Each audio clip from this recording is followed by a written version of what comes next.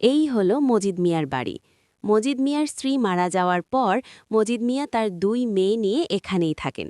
তার কোনো ছেলে না থাকায় গ্রামের লোকেরা তাকে নানা রকম কটু কথা শোনায়। একদিন সকালে মজিদ মিয়া বাজার যাচ্ছিল। পারুল, কই গেলি রে মা? এদিকে আয়। এই তো বাবা, বলো কি বলবে? জবা কোথায়? ওকে দেখছি না যে। জবা তো ঘরেই আছে। এখন তুমি বলো কি বলবে?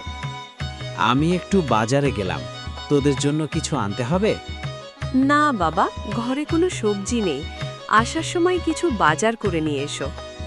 আচ্ছা ঠিক আছে, তাহলে আমি যাই।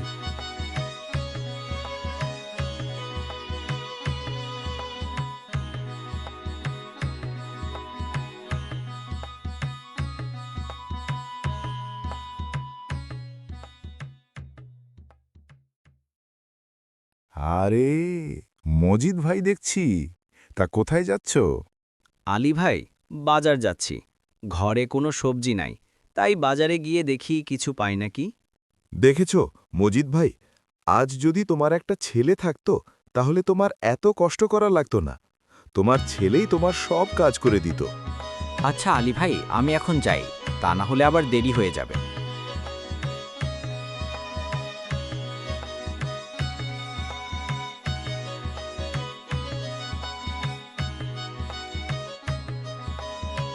এই যে মজিদ মিয়া, এখানে আসো। কোথায় থাকো আজকাল? দেখাই যায় না। আর বলবেন না হামেদ ভাই, সারাদিন জমির কাজ করার পর সন্ধে হলে ভালোই লাগে না, তাই বাসা থেকে বের হই না। তোমার এই বয়সে এসেও কত কাজ করা লাগে, আর এদিকে আমাকে দেখো, কিছুই করতে হয় না, সব কিছুই ছেলেরা করে। আমি সারা দিন ঘুরে ফিরে খাই। তোমার যদি ছেলে থাকতো তাহলে তুমিও এমন আরামের জীবন কাটাতে পারতে। ওসব বলে আর কি হবে, আল্লাহ যা করেছেন তা আমার জন্য ভালোই করেছেন। তাছাড়া আমার মেয়েরা আমার ভালোই খেয়াল রাখে। হ্যাঁ, মেয়ে বিয়ে দেওয়ার পর বোঝা যাবে কত খেয়াল রাখে।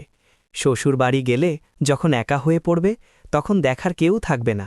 একা একা পচে মরতে হবে দেখো। তাছাড়া মেয়েরা হলো মা বাবার বোঝা, বুঝেছ?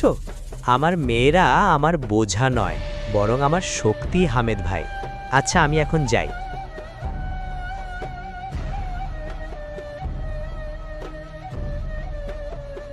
পারুল, মা জবা, কই গেলি তোরা?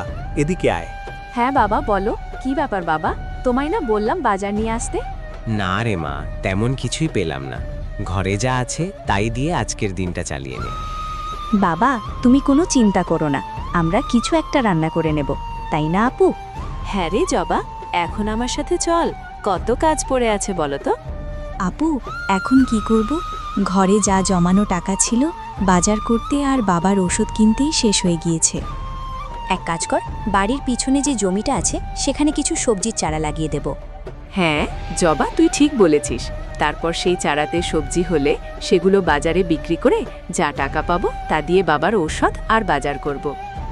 এরপর তারা 2 বোনে মিলে তাদের জমিতে চাষ শুরু করে এবং খুব ভালোভাবে চারাগুলোর যত্ন নেয় যাতে ফলন ভালো হয়। তারা তাদের পরিশ্রমের মাধ্যমে গাছের ফলনও পেয়ে যায়। জবা, দেখছিস, আল্লাহর রহমতে আমাদের ফসলের অভাব নেই। এক কাজ করি, কালই এগুলো বাজারে বেচে দিয়ে আসব। এখনও এসব সবজি বাজারে ওঠেনি, আগাম বিক্রি করতে পারলে ভালো পয়সা পাবো। সেই সব সবজি বাজারে বেচে তারা অনেক টাকা পায় এবং সেই টাকা দিয়ে তার বাবার চিকিৎসা করায়।